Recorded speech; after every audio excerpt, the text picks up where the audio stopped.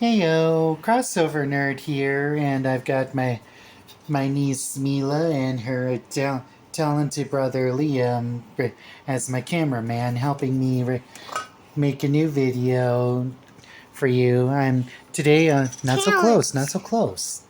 Talented painter. Yeah, that's right. Mila's a talented painter, and today I am going to reread chapter 3 of my story, A Rift in the Multiverse, Book 1, Ooze End.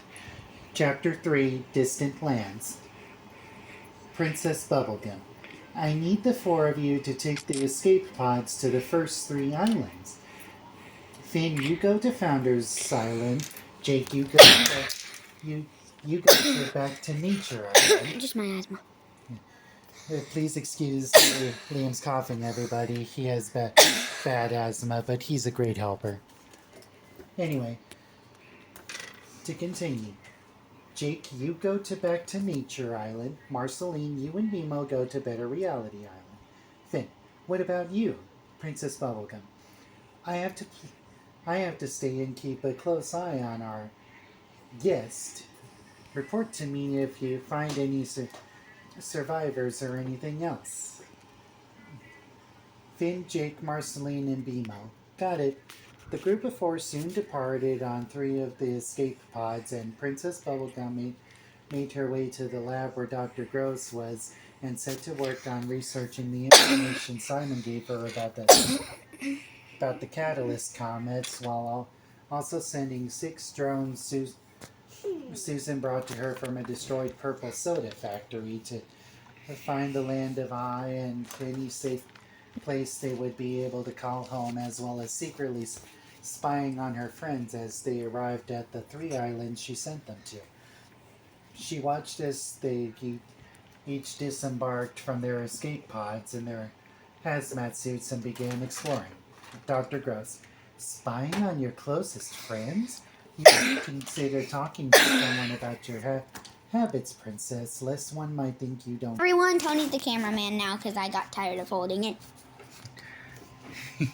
He's a good helper. Anyway, back to the story. Bubblegum. I do trust my friends for your information, Doctor, and this isn't spying, it's being cautious for their safety. After all, without me, they'd get themselves killed with their loose cannon behavior. Bubblegum turned back to her multi-screened monitor, figuring she had ended the matter, while secretly taking notes of what her friends did on their assigned missions, as well as studying the videos of the drones that located where the first 3 catalyst comets hit in the past to locate any residual energy left behind, if any. Hey everyone, look at my pet Rosie dog. Everyone, you see? This is the new member of the family, Rosie. She's a Border Collie Black Lab mixed dog. And she's also a rescue dog. That too.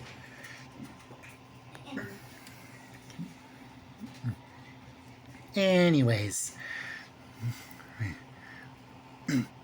Bubblegum. Take note of this, Dr. Gross. No residual energy samples found yet. Dr. Gross, as you say, Princess. Dr. Gross made the note, but then secretly slipped an extended finger over to Bubblegum's computer and plugged the tip of her cybernetic digit to the monitor showing Finn, Marceline, Bimo, and Jake. At first, Bubblegum was confused because the screen started showing static, but then it appeared to be fine, so she set back to work.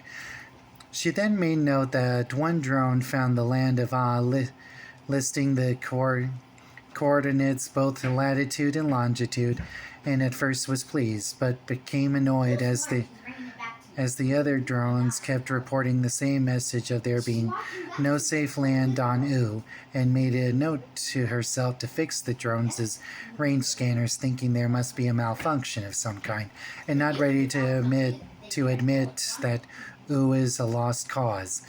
Bubblegum. Whoever originally designed these drones had no idea what they were doing. Dr. Gross. But wasn't it you, Princess, who reprogrammed them to go from stealing babies to spying? Bubblegum.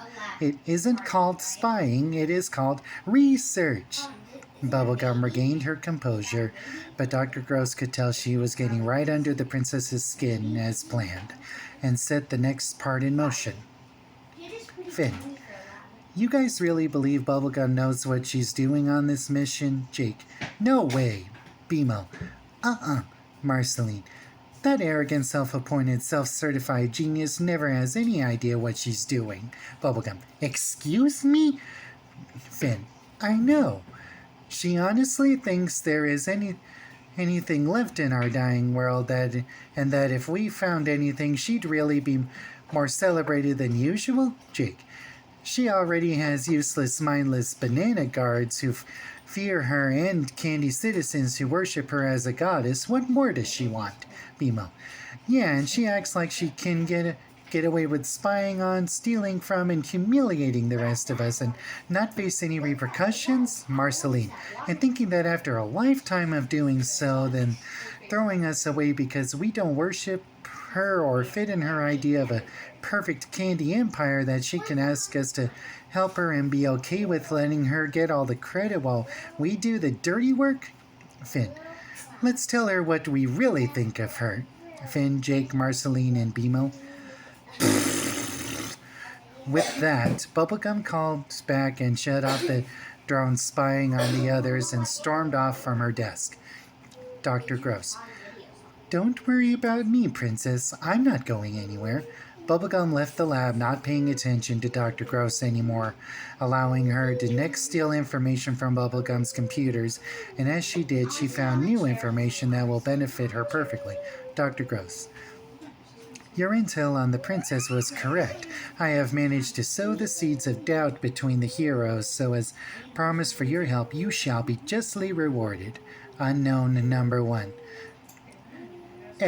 Excellent. As I promised, her huge ego can't handle being called out for being in the wrong. I knew this partnership would be fruitful. And what of our other partners? Unknown number 2. Not to worry. For everything on our end is coming together as well, and we await your arrival, Doctor, but are getting quite anxious to begin. That was my attempt at... Never mind. Dr. Gross. Be patient a little bit longer. I will be there in no time. Just one last thing to take care of tonight, and I will be on my way tomorrow morning. Unknown number 1 and unknown number 2. Understood. Unknown number 1. Excuse me. I'll await your signal tomorrow and make my way to you as well. Bubblegum was so infuriated she had no clue what was happening. Soon she came to the end of the corridor she was in and stared at a blank wall. Suddenly, a blue energy beam was projected and scanned her right eye. After beeping 6 times, both sides of the wall separated from each other and revealed a continuation to the hallway where Bubblegum continued walking down till she came to a large metal door that she opened, punching in a number code on a keypad screen. As the tumbler unlocked, the door then slowly opened and revealed another secret lab only Bubblegum knew about. Bubblegum. Insult me, will they? Think I don't know what I'm doing? I'll show them all by proving this apocalypse can be reversed and that I'm the only smartest mind in the land. Bubblegum then came to a huge table where she had a huge cage full of rats, including Science, her top favorite that saved the Candy Kingdom, as well as a new sample of candy zombie flesh, a sample of the toxic waste, Susan's old implant, and the glasses of Nerdicon Bubblegum kept after Finn tried to use them to humiliate her and ruin her science barbecue, as she always believed after the event. Soon Bubblegum hooked the glasses up to the old implant with a strange cord, and after attaching the implant to her head, Bubblegum reactivated the implant, and suddenly strange energy was being absorbed from the glasses into the implant, which was now hooked up to Bubblegum's brain. Expecting pain during the process, Bubblegum was surprised to instead feel as if she was drinking tea, but instead her mind felt power being fed into it. After doing so for an hour, Bubblegum unhooked the wire from her new implant and set it back on the table. She could then feel an entire new sensation in her brain and her body, and could feel her cells communicating with one another, as well as hear the energy traveling through the entire system of her ship and every electronic device in front of her, and could then see the energy traveling through all her rats after processing her After processing her new sensation, Bubblegum sat back down in front of the table and began experimenting with the candy zombie sample and toxic waste to see how her decorpsinator serum would react to the new substance. After working for another hour, Bubblegum believed she had found the answer when both samples began bonding with each other under the Can I microscope. return reading? Of course you can. My nephew Liam wants to read next. Where do we left off? I'll show you.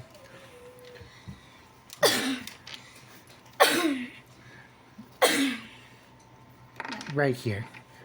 On her gloves and opened the rat cage and pulled the No. I can't read that. Pulled out science. Science Who squeezed, No, you're close. Squeaked. Begging. Bubblegum not to test on her. Bubblegum looked at the small Creature. creature in her gloved hands. Bubblegum. Don't fret, old friend. It's okay. With this new Formula. you won't even remember being infected. Very good. Bubblegum. No, not yet. Trust me, but science New. knew better and attempted to bite Bubblegum's hand to let go of her to no evil avail and began quietly squeaking to other rats. Rats are stinky. Yeah. But now she's still in the cage to free themselves. While pause the video real quick. Okay, they still could some rest to leave without her, but it was too late. After being infected with the toxic waste, science was not now monstrous shell. I couldn't say that word. Of her former self, Bubblegum. Then injected the waste. Injected squirming, leaking. I'll read later. Okay. That's okay. You did a good job. Thank you. Squirming, leaky, nasty thing in her hand with her new formula only to watch as Science began to flail repeatedly in a massive seizure and then die and become limp in the princess's hand. Bubblegum. Strange, that should have worked. Bubblegum placed the corpse of her former rodent friend in a new container to be studied later. Placed the first failed batch in a test tube and labeled it causes death, and looked back in her microscope to find where she went wrong. After another hour, she reached for another rat. Trying to fix it. It's okay.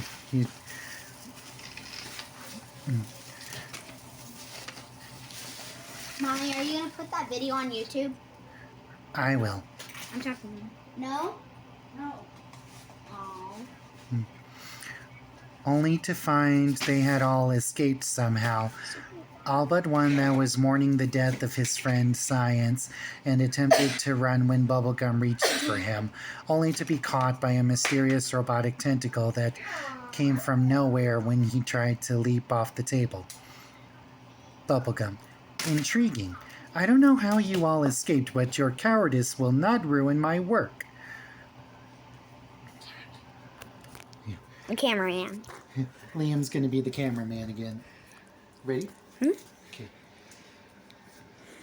Bubblegum gripped the last rat in her gloved hand and infected it with the toxic waste, and after he turned like Science, Bubblegum then took a sample of the new formula in a syringe and injected it into the last rat, and then dropped it and watched as the new batch turned him from a small, harmless candy rat into a large, bruising monster with the massive candy spikes growing out of its back and huge candy talons for claws. Bubblegum made the big test. She used her candy elemental powers to fight the creature, but was almost overwhelmed as she looked back at the robotic tentacle at the desk, and suddenly, with a simple thought, summoned new mechanical claws and tentacles from all around her to hold the rat back, as she then used taffy to tie it up and summoned so much soda to spray down the creature's skull that it was now bloated and sleepy. Then, excuse me. Then, using her new technopath powers, Bubblegum created a... What is happening? Sorry, you probably couldn't all see me before. Anyway,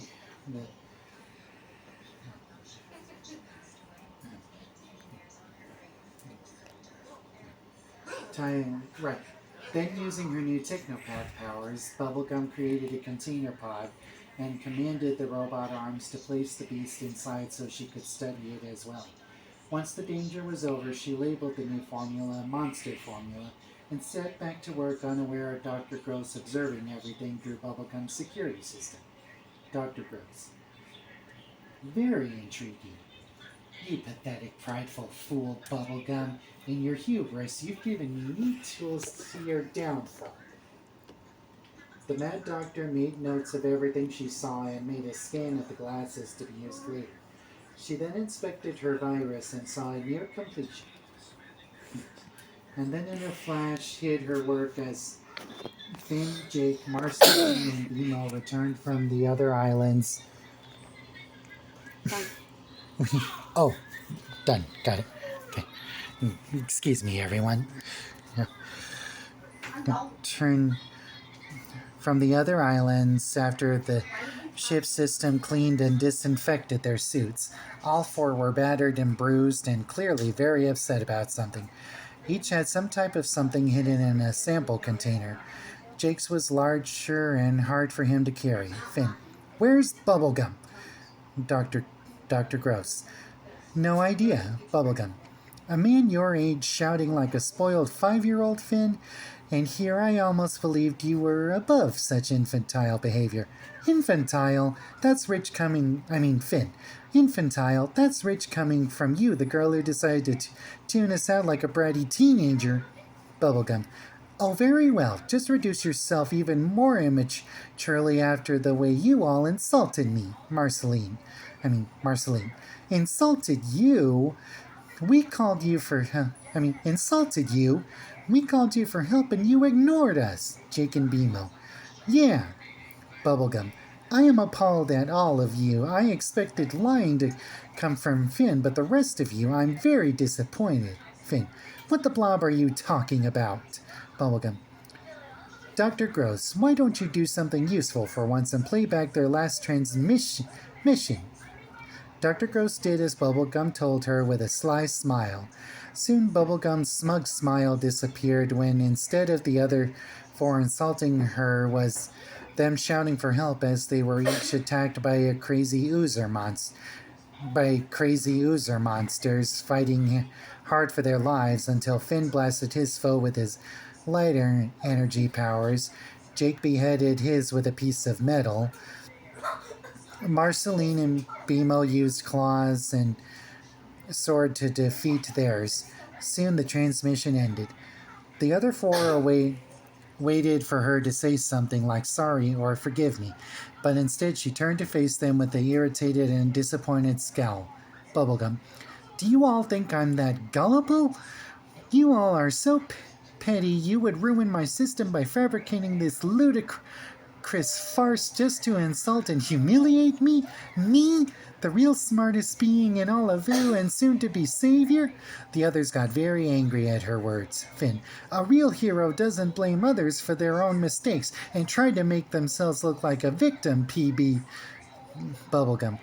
Don't you all dare talk down to me about blame, and from now on, don't any of you ever call me PB, Bonnie, or Princess. From now on, you are to only address me as Princess Bubblegum or Your Highness.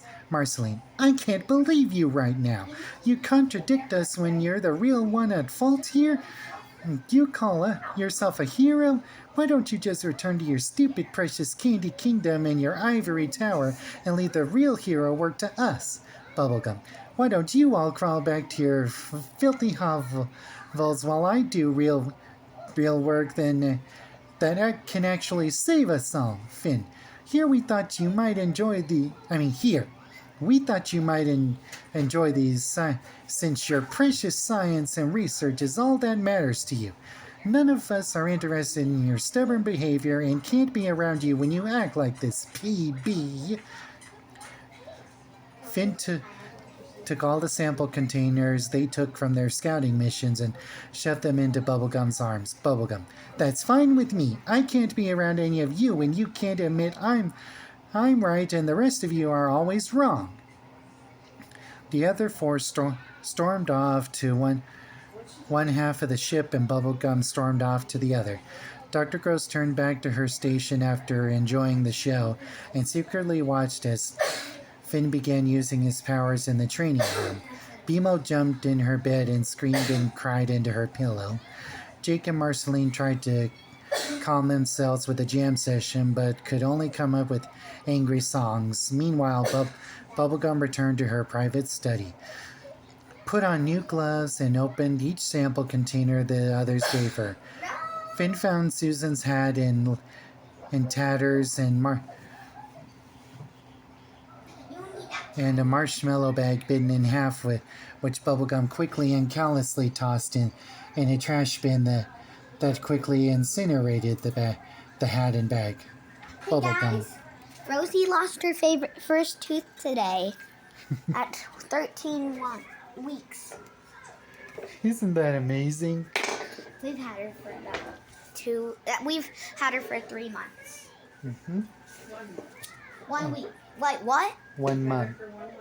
What? 3 weeks? 1 month. Oh. I thought you said 3 months. She's 3 months old. 3 months old. Okay. Anyway, Bubblegum. Finn, you imbecile, Susan is dead, and you making up stories will never bring her back. She then opened the next sample container, which contained the head of the creature that attacked him, which was... Are you saying she's only 60 days? Sample container, which contained the head of the creature that attacked... Sorry, I made a little typing error there. The head of the creature that attacked Jake, which was revealed to be a giant bear that dripped with ooze that leaked out of every crevice, including where its neck used to be. This once undead creature was now so fully dead you could smell the flesh rotting. Bubblegum. Cute mask, Jake, but we have no time for useless jokes. Bubblegum then incinerated this severed head as well, and then opened the sample container for Marceline and BMO, and found a pair of VR goggles. What was no longer simple headgear, but was now alive, dripping with ooze as well, and pulsing like an organ. Bubblegum studied the thing thoroughly and placed it in a specimen jar to study later. Bubblegum. Impossible. Bubblegum then removed and disposed of her gloves and left the lab for the galley. While she was gone, Dr. Gross then snuck into the lab and found the remaining sample of Susan's hat and a small piece of fur from the bear that hid from the trash, and then proceeded to free the VR goggles from the jar with a wicked grin. Dr. Gross. This should be fun. Soon she joined Bubblegum and the others in the galley, but was placed at a stool very low to the floor, eating from a dog dish, while the others sat at a table eating quietly and not even acknowledging one another, creating tension so thick you could cut it with a knife or sword. Dr. Gross enjoyed it so much. Finn. Sure you didn't mistake your dirty lab samples for cooking ingredients, Princess? Bubblegum. How dare you, Finn? The kitchen happens to be brilliantly automated, and the computer, like me, knows the difference, and my lab is far cleaner than that pigsty you call a treehouse. Finn. What are you talking about? And Jake and I keep a very clean house. Jake. Yeah. Bubblegum. Could have fooled me since you dress like a child and eat like an animal. Even worse than that filthy beast you call a sibling. Finn and Jake. What's your problem, Bubblegum? Bubblegum. That's your highness to you, too. And what's your problem? Marceline. Why don't you back off them, Bonnie? Bubblegum. You have no say in this. I wouldn't expect monster trash like you to understand. Marceline. What? Marceline smacked the table with her palms and knocked her chair over. Marceline. Take that back. Bubblegum. Take what back? Have you all lost your minds? BMO. You're the one insulting us here. Bubblegum. I haven't said a thing. Finn started it. Jake. Finn didn't say a thing till you did, Princess. Bubblegum. Ah! More fabricated insults. I'm going to bed. Marceline. Fine by me. A good night's sleep will change your attitude. Finn, Jake, and BMO. Yeah. Bubblegum. Gah! Everyone then went to their rooms and slammed the doors. Dr. Gross, on the other hand, happily walked to her rooms, secretly petting what used to be the VR set emerged from her body in the form of a cat as one more piece crawled from her earpiece, repeating all the terrible things the heroes thought they heard one another saying. Dr. Gross waited outside the hall until the lights in each room went out. After throwing his backpack and mechanical arm against the wall and putting on his onesie jammies, Finn threw himself on his bed, punching the pillow with his one good arm till exhaustion won out and he fell asleep and began to dream. He was 5 years old again, playing with toys until he realized something was wrong. Finn. How am I a kid again, and how am I back in my old house? Joshua. What's wrong, Finn? Something bothering you, chimp? Finn recognized the tender and encouraging sound of the voice and slowly turned around and found the source to be who he thought it was, his own adopted father, Joshua. Suddenly tears welled up in his little eyes, and then next thing he knew, he leaped from the floor into Joshua's arms, shouting at the top of his lungs. Finn. Daddy! He hugged Joshua so tight, fearing if he let go, Joshua might disappear. Joshua. Whoa there, sport. You act as if you haven't seen me in forever. Finn, I'm sorry. Joshua, don't be sorry, son. Tell me what's bothering you. Tell me what's bothering you. Finn, I thought you and Mommy went on a mission to the underworld and didn't come back, and me, Jake, and Jermaine were all alone. And then everything turned green and stinky, and there was this angry pink queen screaming and yelling at everyone. Joshua, there, son. You must have had a scary dream during nap time, that's all. Your mother and I have been here with you and your brothers the whole time. No one is going anywhere. Finn opened his little eyes and saw his dog family all sitting on the couch eating cookies and drinking hot chocolate. Joshua then brought young Finn over to the couch and placed him between his brothers, and Margaret then handed him a plate and cup. Margaret, here, Finn, nothing makes things better than cookies and hot chocolate. Tell us more about that dream you had and that mean old princess you saw. Finn, princess? I thought I said she was a queen. Joshua, no, silly, you must be mistaken. I clearly heard you say she was a princess. Now don't argue with your mother and tell us about her secrets. Finn, secrets? I didn't say anything about secrets, and I wasn't arguing with Mommy. Margaret, now don't give your father an attitude, young man. Drink your cold moo juice so you will calm down, then tell us those secrets you said Bubblegum has. Finn, I wasn't giving Daddy an attitude, Mommy, and I thought we were drinking hot chocolate. And I didn't say the princess's name. Finn got frustrated and confused, and everything began to spin. Joshua, Margaret, Jake, and Jermaine. Tell us. Finn, stop! Finn woke up with a start and realized he was back in his room on the ship, his face dripping with sweat and heard movement in the dark. Finn, who's there? Finn created a small ball of light to brighten the room and searched around. He slowly tried to catch his breath when he realized there was nothing there, and carefully snuck over to his door and peeked out, still holding the ball of light.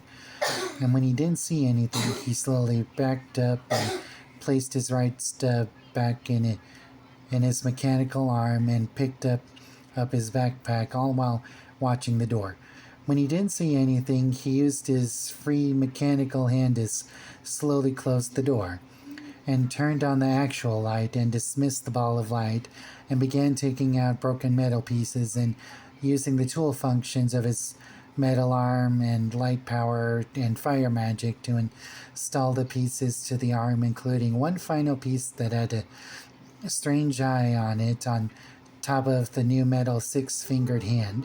The eye was confused at first, looking all over, and then saw Finn and gave a happy look as if recognizing Finn as an old friend. Finn. Excuse me, the throat's a little dry. Finn. I'm happy to see you too. I'm sorry I didn't repair you sooner, but someone I thought was my friend refused to help fix you or believe you existed. But we have a lot to talk about. Unbeknownst to Finn and his new appendage, someone was listening outside the door, waiting till the light went out again. Dr. Gross. For Claude, there is some form of brain between Minerva's son's ears. No matter, the rest should be much easier. Dr. Gross then moved on to the next door and could hear movement from behind the door. It was Marceline pacing in frustration from the day's events. Marceline. What's gotten into her? We're trying to help her and she's treating us like we're as bad as Dr. Gross. Marceline then sat on her bed in anger that her oldest friend was acting worse than her adopted father, and with that thought she then went to her bag and dug out Hambo, and at first looked at him with disdain and anger, but suddenly her anger melted away, looking into the plush face staring back at her, and all at once all the happy times she had with Simon came flooding back, and her eyes filled with tears, and she hugged Hambo tightly as she realized her mistake, yelling at Simon when he explained his reasons for keeping a secret about her brother from her, and his reasons made sense to her. Marceline. Why did I say those terrible things to him? Why did I say those horrible things to him? Marceline cried herself to sleep till her tears ran dry, wishing she could take it all back. Soon Marceline found herself waking up with a scream in her and Simon's old camp, and she was 7 again, and then a familiar face came running to her. Simon. Marceline, what's wrong, sweetie? Marceline. Simon, I thought I'd never see you again. Marceline ran to Simon and hugged him. Simon. There, sweetie, I'd never leave you. It must have been so scary. Marceline. It was. Before she knew it, Marceline began telling Simon everything she remembered, from him becoming the Ice King to recent events, including things about Princess Bubblegum, Ooh, Finn, Jake, and herself she never told anyone. Even things about Simon himself, even though in her mind she thought he already knew those secrets, but she was too upset to care. Simon. It's all right now, Marceline. I'm here now, and everything's okay. Marceline. I love you, Simon. I love you so much. Dr. Gross. I love you too, my sweet Marceline. After petting her head, Dr. Gross quietly left Marceline feeling satisfied with her dark deed, and then made her way to Jake's room and, like with Marceline and Finn, dropped something crawling on his head as he slept and watched with glee as it crawled into his ear as he snored loudly. Jake. Mama? Jake stirred but didn't wake. Dr. Gross. Yes, my son, it's me. Dr. Gross did her best to make her voice sound as smooth as cream and sweet as honey, and Jake seemed to buy it, and like Marceline, after feeling happy, revealed everything he knew about the secret tunnels under the Candy Kingdom from his criminal days, and that... Excuse me, my sister's dog Rosie wants some attention. She's a cute little puppy. Isn't she cute? Anyways. You holding Rosie? No, and what he knew about Bubblegum's stockpile of weapons and giant gumball guardians that looked like price capsule machines, and even blueprints belonging to the old Fire Kingdom guardian machines Bubblegum secretly stole from Flame Princess that Bubblegum never told anyone about from the time she tried to freeze the Fire Kingdom. Just as Jake continued talking about every Candy Kingdom secret, including Goliath and Stormo, Dr. Gross had to sneak away fast. And when the computer monitor in Jake's room began ringing and Jake woke up to answer it. Simon. Jake, thank Glob. I was worried you might not answer. Jake. Simon? Dude, it's 2 a.m. What's going on? Simon. I know it's so late. I'm so sorry to call, but we have a huge problem here. Pay close attention. I need you to pass this message to the others. Biddy and I have been studying Bubblegum's shield and doing some calculations, and it won't last 3 weeks like she told us. It'll last 1 week. Jake. What? The news shocked Jake so much he forgot he was tired. Jake. But we left 3 days ago. If it'll only last a week and we have only been at sea for 2, then that means... Simon. There are only 4 days till it falls, which means you all have to hurry or we're doomed. Jake. Couldn't have cut it a little closer there, Simon? Simon. Sorry, Jake, but we've been trying to manage the resources we have left during that time. Please hurry. Jake. We'll try, Simon. Thanks for the heads up. Simon hung up, and Jake was debating whether he should wake everyone up immediately and tell them, or wait till morning. But before he could decide, Dr. Gross placed 2 metal fingers on the back of Jake's neck, and he fell back asleep. Dr. Gross. Well, this partially complicates things, but also makes them even more interesting. She knew she had to think fast, so she quickly got BMO's secrets about the Candy Kingdom security system and her memories from her space mission and the lost human colony that figured out how to stay alive using alien technology and DNA, and BMO's bunny friend, Y5, and all of the eyeball robot, and events from the place called the Drift, which intrigued Dr. Gross. When she was done with BMO, she attempted to get secrets from Bubblegum, only to be met with difficulty, as like with Finn. Bubblegum wasn't so easily fooled. However, Dr. Gross did manage to steal a very interesting secret Bubblegum was hiding and decided she could use it for later. With that in mind, Dr. Gross slithered and slunk back to her quarters without being noticed and just in time as morning came. But this morning turned into a massive acid rainstorm, causing dangerous waves in the toxic ocean to form, and the proximity announced they were approaching Founders Island. Well, that's the end of chapter 3. I'll be back. I'll be back in the next video with chapter 4 and possibly more new videos. Thanks for watching. Have a good one. Don't forget to like and subscribe, and Like and subscribe. Bye. bye. And please leave a nice comment. Bye.